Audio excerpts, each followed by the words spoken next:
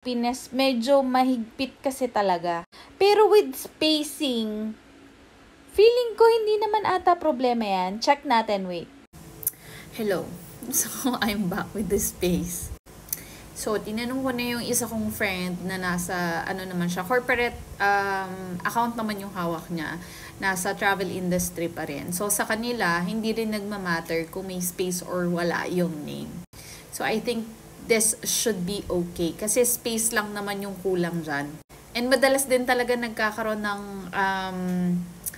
alam mo yun, parang typo. Kapag yung ganyan yung last name, De La Cruz, meron kasing with space and without space na De La Cruz.